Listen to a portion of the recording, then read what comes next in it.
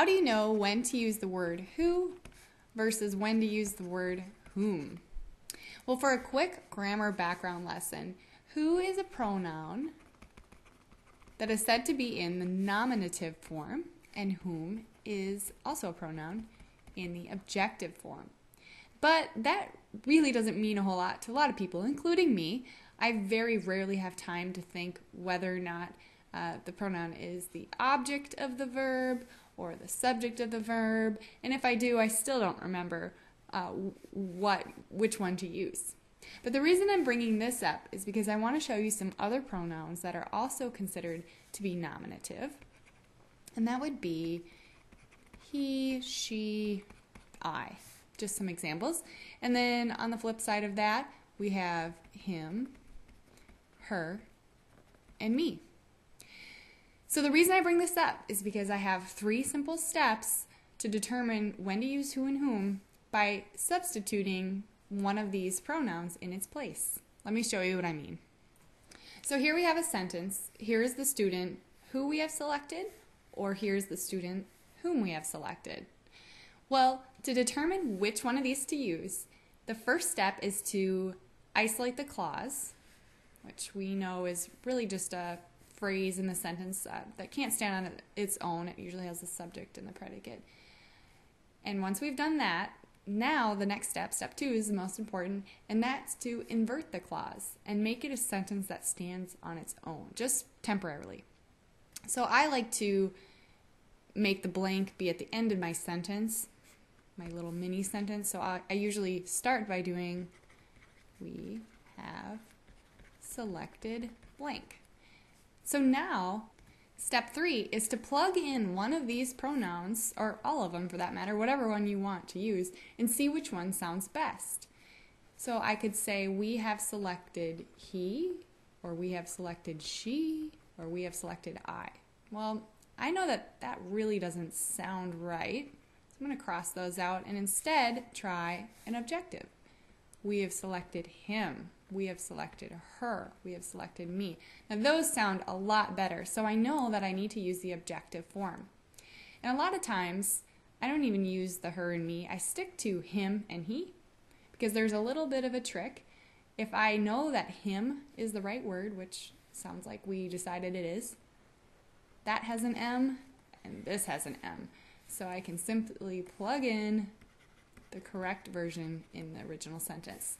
Here is the student whom we have selected. All right, let's try another example without our cheat sheet at the top.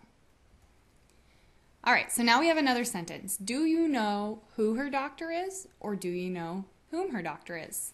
So the first step is to isolate that clause and then invert it. And I know I said I like to keep that blank at the end if possible, but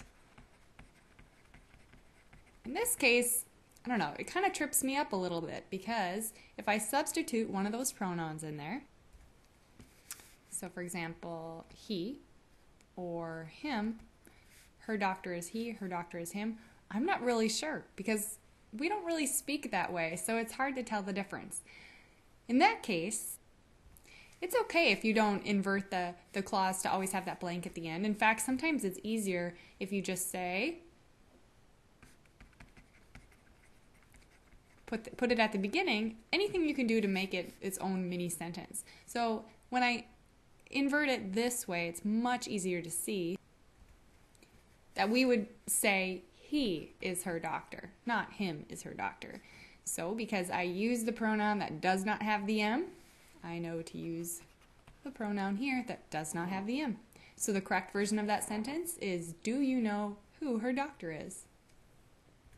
So we've seen 2 examples. Let's look at one more. And this time, let's pretend we're doing this in our head pretty fast. And we don't have time to necessarily invert all of that and isolate the clause and do those 3 steps. In that case, you can see there are no hard and fast rules for how you do it. You can kind of mentally get rid of all this extra clutter and try to make the sentence stand on its own. In that case, we would say, he is best or him is best.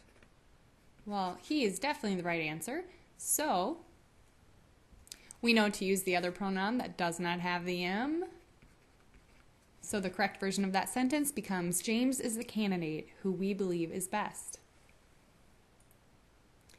So we can see that when we group the pronouns into nominative or objective, we can really substitute or interchange any of these in the same family or any of these in the same family. This comes in handy when using pronouns other than the who and whom as well. For example, she and I went to the movies. She and I is correct because they're in the same family. And sunny days inspires him and me. And those are in the same family.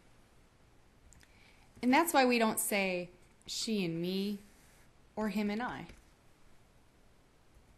This becomes especially important if we were to take out this extra him and now the sentence can stand on its own. Sunny days inspire me versus sunny days inspire I. Or take out this, I went to the movies versus me went to the movies. So just remember, whenever you're trying to remember which pronoun to use, try to use him and whom so you have the M's, or who and he so you know that you don't have to use an M. Hopefully these were some quick tips that anybody can use, whoever you are, or used by whomever.